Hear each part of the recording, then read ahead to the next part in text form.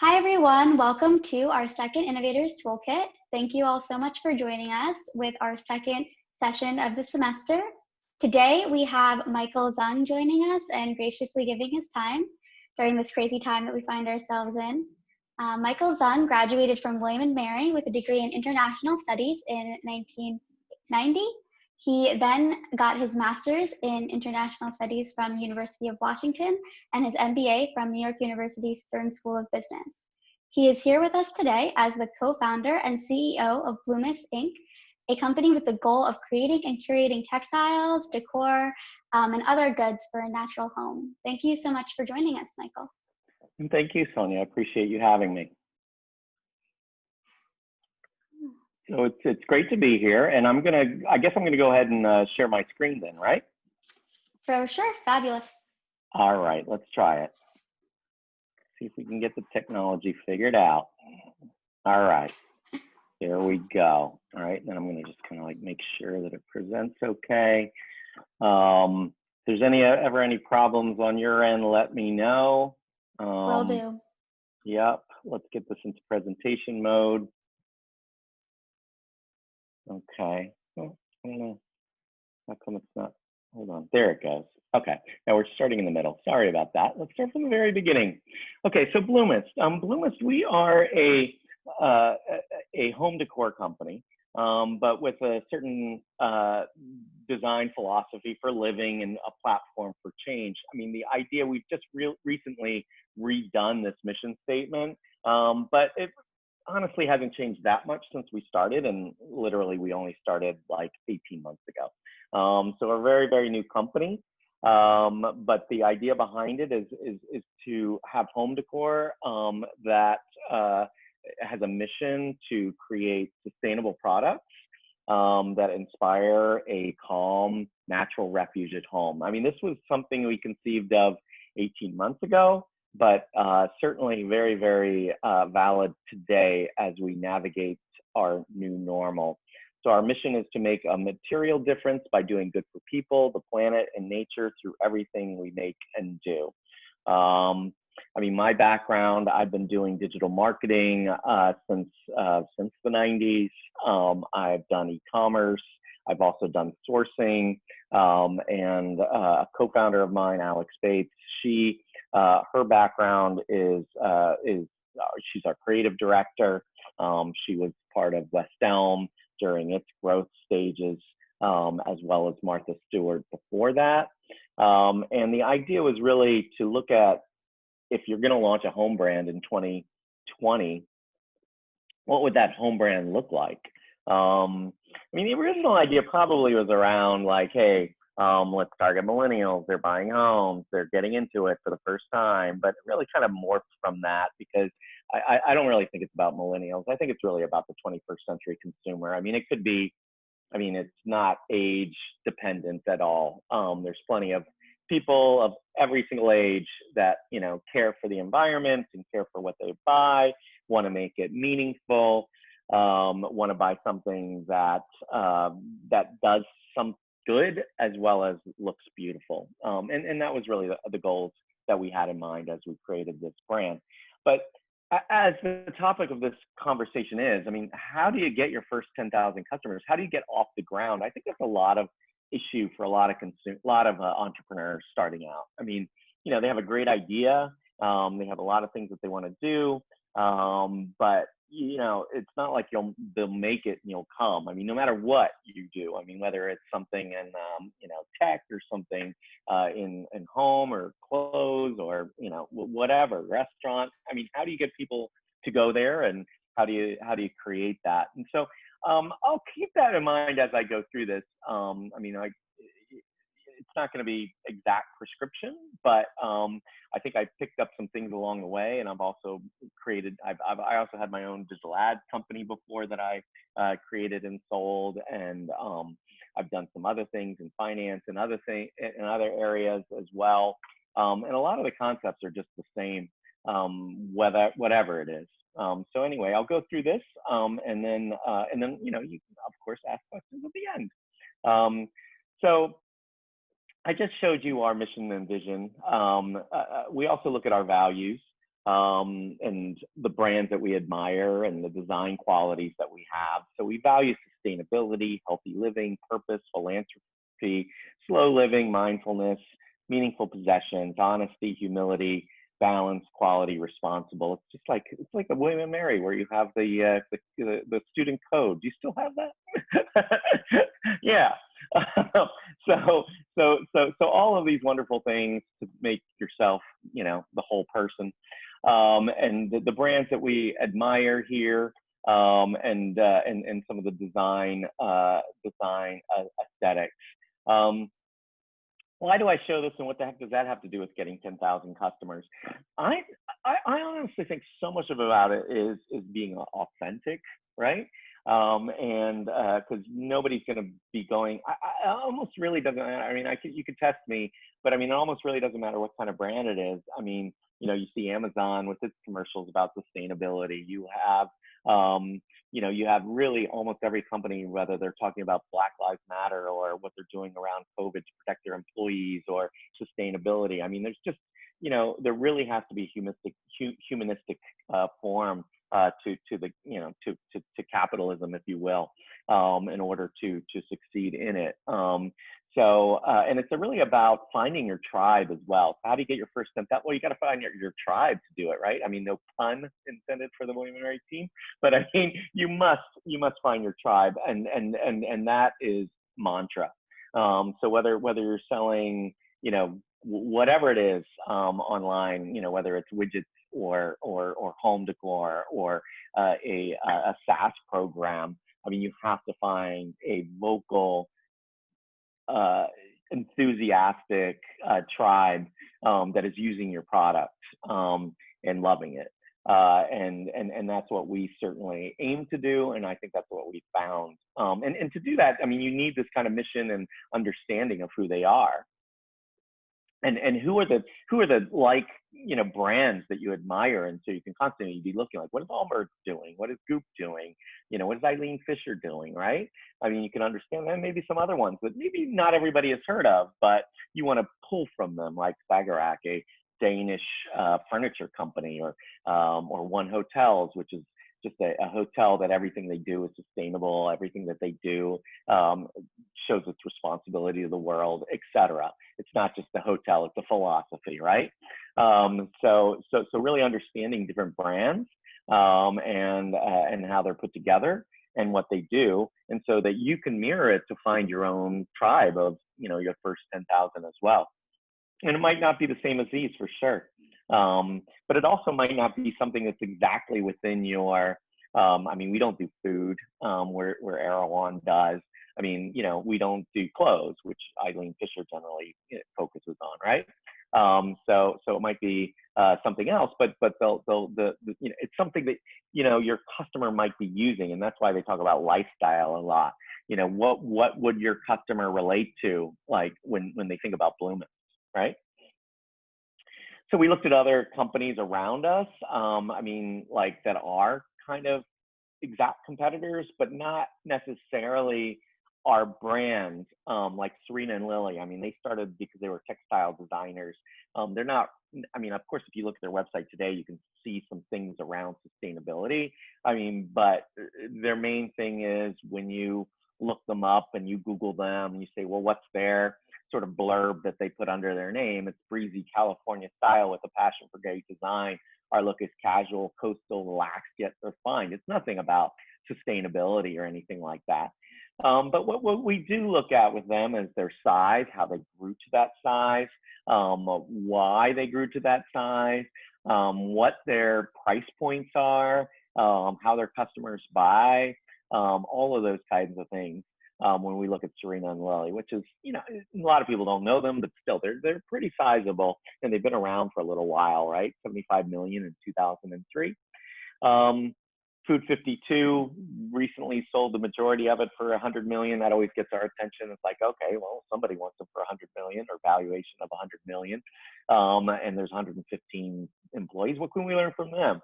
I mean, they have some amazing content. I mean, they're almost like a publication, and it's a little bit like, you know, when you think about the Trader Joe's that mails out something all the time and says, okay, here's the story behind all these things. I mean, how can you develop that? And then Citizenry is a little bit smaller, but larger than us for sure, certainly started way before us. And we certainly look at their work around global artisans as well, since we do the similar work. I'm just going to kind of flick through because I know we only have 20 minutes. The SIL does live plants. Terrain is part of Urban Outfitters and Anthropology, but they do a fabulous job in their presentation.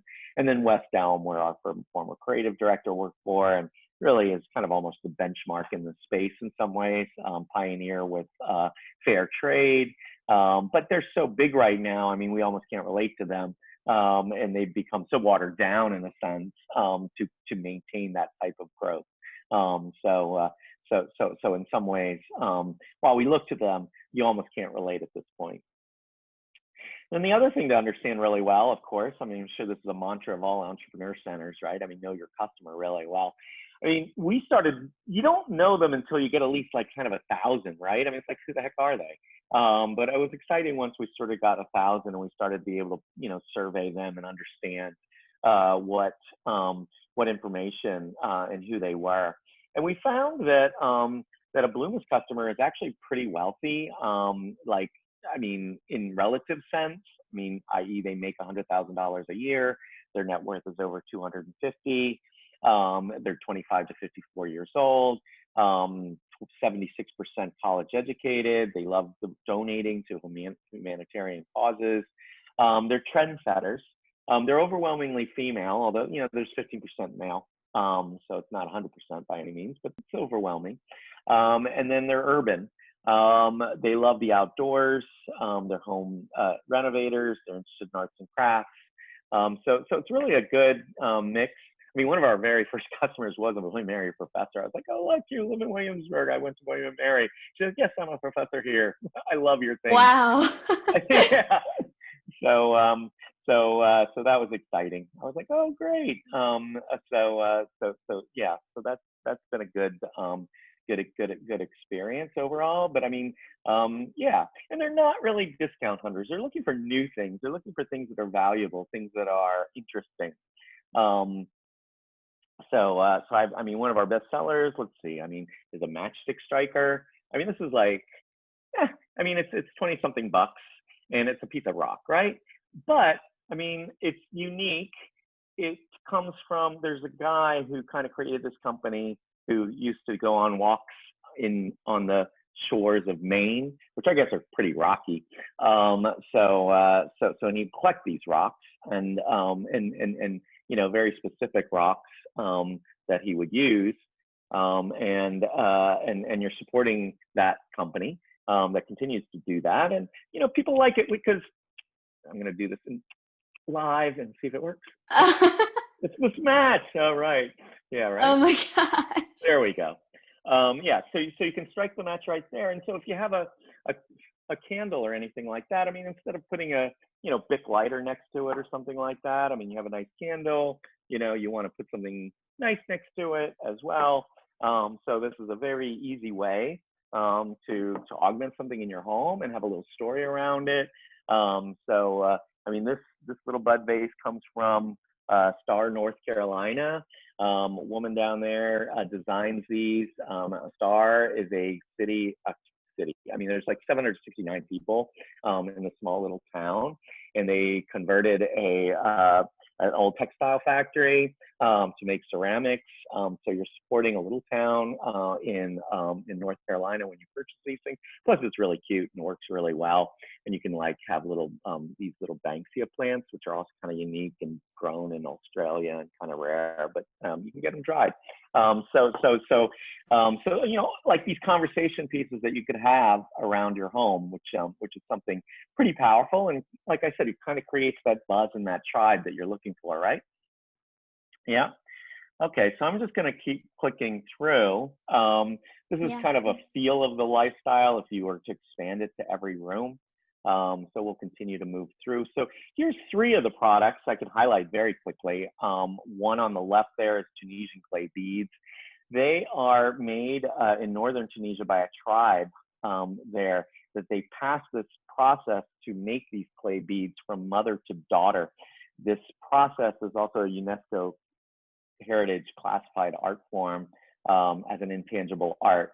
And you can get them on our site. The other thing is all of our pieces are what I'd like to say is accessible. I mean, the large ones are $98. The smaller beads are $75. So it's not like these things are $998 or $750. I mean, you're supporting the artisans, you're supporting a small business like ours, but you're doing it for a fair value. But they're also like not $9.99, you know, and made from a big, huge factory and copied from something. I mean, these come straight from northern Tunisia to your home, right? The other thing that we've worked on, we have something called an eco-faux. So these faux flowers are made from upcycled and recycled plastics. They're only one of its kind that you can buy in the United States like this. So they come a little bit of a premium to something that you might buy in Michael's or somewhere else. But the other thing, aside from them being made of upcycled, recycled plastics, is that they are created by artisans. So every small detail, we look at every single bud, every single flower. We look at a natural rose and understand how it ages and how, you know, ants eat the leaves and that kind of thing, and we replicate it. Yeah. So that's the other thing. And then these salvaged wood chains. I mean, you know, these come from salvaged wood in Honduras, and we, you know, we have them in charred flavor as well as the pale wood. And again, we use salvaged wood, and there's artists, and it's an artisan collective that makes them, and they're pretty much our best-selling product, actually. They really just augment our, you know, a bookshelf. When you think about Zooms these days, right? I mean, I guess you and I aren't like best representative, but when you look at any news program or otherwise, I mean, yes, everybody has their sets of books, but you got to have something like bookends. People actually use these as bookends sometimes, or you know, a chains on top of the books, etc. I mean, just give a little more flavor, right, in your Zoom conversation, and that's why you know, we're actually doing very well right now because of things like that. Yeah, you can even see them making them over here on the right. Yeah. Okay. So I mean, our reviews are great. So I mean, again, that helps your tribe and helps build it. Helps build your first 10,000 customers. We put a lot of emphasis on making sure we get reviews at the very beginning, using a review solution that sends out an email that reminds people. I make it personal. I send it out myself. I tell them they can email me directly if they've ever had a problem with their product. If they want to rate us anything less than a 5-star. And we get some amazingly written reviews. You know, you can see kind of a couple of examples here. I wanted to create a cute vignette with some old books and a rustic pot, and this one hit the mark. It was distressed enough to be interesting with the green and white. There's great size options and a good price. I mean, that's this thing right here. And then this handmade bird vase. These vases are special and unique. They build beautiful empty or when filled. They create a simple but lovely display. I mean, you can't beat that. Who could write like, I mean, we couldn't even write like that. Yeah? Yeah. So the beauty of reviews really helps to get those first 10,000.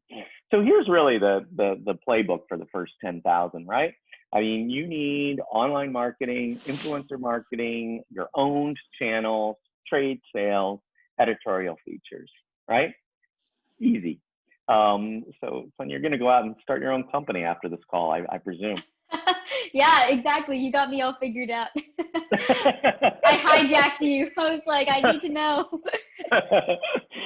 All right, I'll go through these quickly. Everybody's mix is a little bit different, but of course we use Google, Facebook, Pinterest, programmatic advertising, and we optimize the heck out of it. We constantly are looking at our you know, our dials and our instruments and seeing how we can tweak it to make things better. All of these tools are constantly launching new programs as well, and new ideas, and trying to test them out on us. And we're constantly testing those things. That's the beauty of advertising in today's world. I mean, obviously 30 years ago, it was like, you don't even know what's working. and now we can understand that very, very carefully. I mean, the challenge is it's very competitive and can be very expensive to acquire via that channel. So if you're spending $50, $60 a customer, and your product is only $100 and you got to pay $50 to get the product, the math a lot of times doesn't add up. So you need other forms. Influencer marketing is usually a little bit more effective in terms of cost per acquisition, but you can't scale it. I mean, like Google and Facebook, it's unlimited almost in terms of I could turn on this tap and I could spend $100,000 and I could still keep going. Whereas influencer marketing is like, I gotta call somebody up. Sonia, I know you're an influencer. You have 4,000 Facebook followers, 4,000 Instagram. No. All right. Well, if you were, then I would call you up and go, hey, would you like one of these chains? Because they're beautiful. And you go, yeah, sure, I'll post. Now, so you can tell right there, I mean, it's pretty manual process, right? I mean, it's not like I can just like 3 a.m. click on Google and, put my credit card down for another $500 worth of ads. I mean, I got to call the person up, I got to make sure they post, I got to make sure they do it right. I got to make sure like they're not doing anything that I'm not like approving of, in terms of how it's posted. I mean, so it's pretty intense. But when it works very, very well. And we use some tools to make sure, like we can, tools to find the influencers, tools to track the influencers. I mean, that's a whole nother thing in and of itself, another, like 20-minute thing. But anyway, there's that. Your own channels, I don't have to spend this much time on it. It's like your own homepage, your own Instagram, your own email. You got to be thinking about all those things and building up your lists. So pop up when your homepage, we've all seen it, 15% off, sign up now. Trade sales. So what we do from our side is almost like B2B, where we go to a architect, we go to a hotel directly, and we say, hey, we can give you 20% off if you buy through us. And then there's of course press. So we've done plenty of press since the beginning, and we've gotten shout outs from everybody from Joanna Gaines to Martha Stewart to Bobby Burke, to some great names. Yeah, all of these on the HGTV network and otherwise. So there you go. So what's the results? Yeah, actually, this was like May. I mean, we've done 2,000 orders in August. Wow. So yeah, I mean, we like double every 5 months. So I guess you can say, well, I mean, the pandemic has been mixed because we lost a lot of trade sales because of the pandemic. In other words, we had some co-working space deals and that sort of thing, and that obviously, disappeared quite quickly. On the flip side, many interior designers, many folks wanted to spruce up their homes. So during the pandemic, so that helped us. And then the other thing we work really religiously to maintain is our cost per acquisition. I mean, now it's $26. And it's really about that mix of, paid and influencers and owned and doing things and trying to, balance all out. Yeah. Yeah. Okay. So this is a kind of a percentage breakdown in general. So again, I try to get that paid, which is like 31% of our, revenue, down as low as possible because it's the most expensive way to get somebody.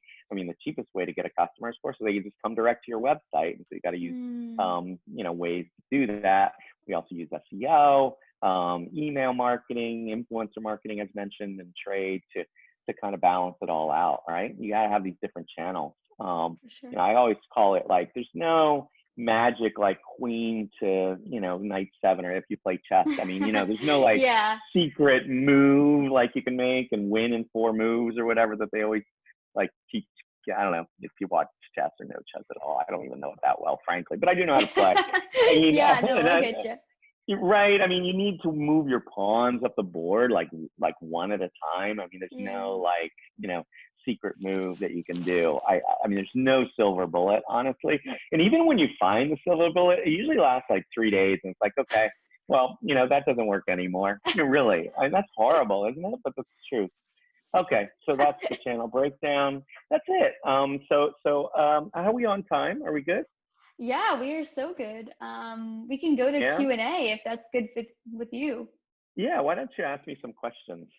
Wonderful. Do you want to stop sharing your screen and then we can be face to Yeah, face? Oh, there we go. Perfect. yeah, Well, thank you. That was wonderful and very informative as to how you can find those first 10,000 customers, that right. initial customer base. And I saw a lot of marketing in there, a lot of communications effort, and I would have never have known that it was such a, like you said, just such a like, you have to follow up with this person. You have to make sure that they're doing what you wanted them to do. You have to do it again and again, step after step. So thank you for that.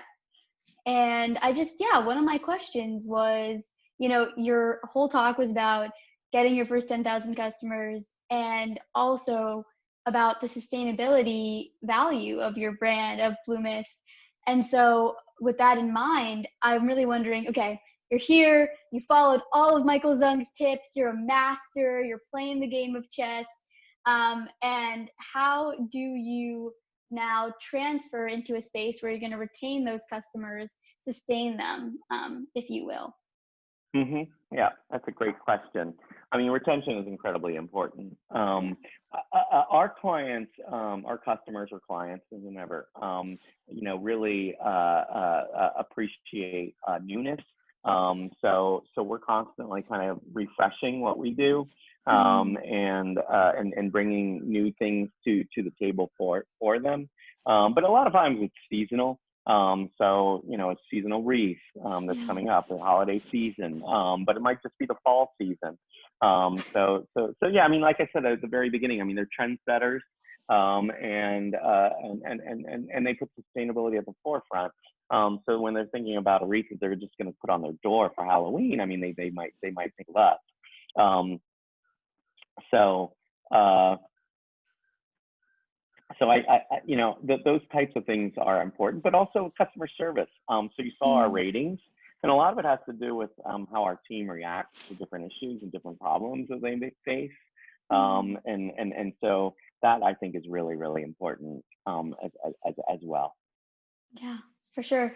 Well, I want you to know that your talk inspired me to spruce up my Zoom space. There you go. There you go. I know. How can you maybe put that by, you need a little shelfie behind you somehow. I know, you got a little succulent to create. I know, I have all this shelf space. I just moved into an off-campus place, and so I'm trying to spruce it up. There you go. That's a little inspiring right there. Exactly. Yeah. I'm going to leave a good review. Excellent. That's real, right?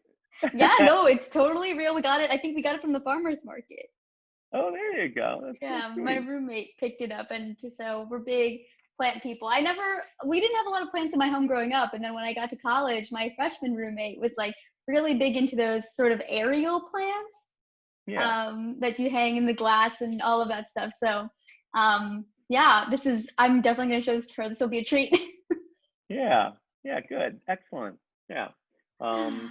So, I mean, I think there's just so many little ways to kind of make your home a little bit more, I mean, everybody's spending so much more time in it, right? I mean, it's like, if you were if it was normal times, I mean, you might just be spending a ton of time on campus and in classes, and then going to the computer lab, or going to, whatever, and now, I mean, you're spending a ton. I mean, maybe you go into one person class, but you got to come back to this place, and it really changes your mood and your whole outlook, doesn't it? I mean, just to have a little bit around.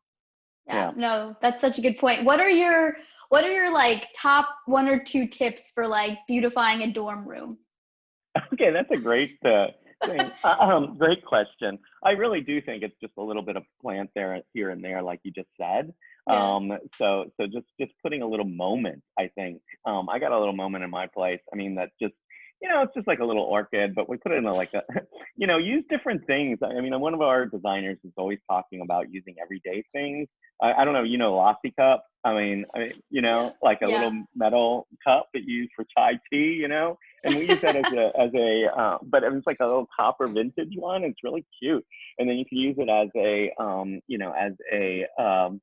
as a little pot, Yes, for a plant, right? for And it sure. kind of adds a little value there. So I mean, maybe something that's, that like has a meaning, but it's also beautiful like that. Like, oh, I grew up drinking chai out of a sloppy cup. You know what I mean? Yeah. Yeah. But it's in Yeah. a chipped or something, or maybe a mug that chipped that you loved and was your favorite mug, and you can't use it for coffee anymore. Yeah. Put a succulent in there. And then, a lot of, and we're gonna launch live plants, and a lot of folks talk about plants and things for the dorm room. And I do highly recommend like a snake plant, which is like super, super simple. It's the one with the little, like it looks like a snake, but Yes. it's yeah, with the little swords or whatever that come up, or a ZZ plant, which I also have, they're actually technically succulents, but they look like plants. So you only need to water. I mean, actually what kills them mostly is overwatering. They Mm. really only need water once every 2 to 3 weeks. They're like almost literally cactuses. Oh, Yeah. wow. Yeah, and if you water it more often, it kind of like rots or whatever and dies. So it's important like you to ignore it actually. So it's plants like that or ferns, of course, or Yeah. faux. And then the other thing that we encourage is like kind of mixing it up. Like you could have Mm. faux and you could have dried, faux meaning the fake plastic, Yeah. that are, and I just say elevate the quality of them a little bit. I mean, instead of Mm. paying, $3.99 or something at the dollar store or something for a rose, I mean, like just like elevate it a little bit, and pay, ours are like $18 or something. Mm. And they're a little bit nicer. And it just gives you makes you feel a little bit better that they're eco friendly, right? Or support a local ceramicist. I mean, I'm Mm. certainly there's some down there. Yeah. And go and pick something out. Maybe you can even talk to them. I mean, I love that hand blown stuff. Of course, down there. You Yeah. can even Down just there. Yep. get it over at the wherever that is, in In Jamestown. Jamestown. Yeah.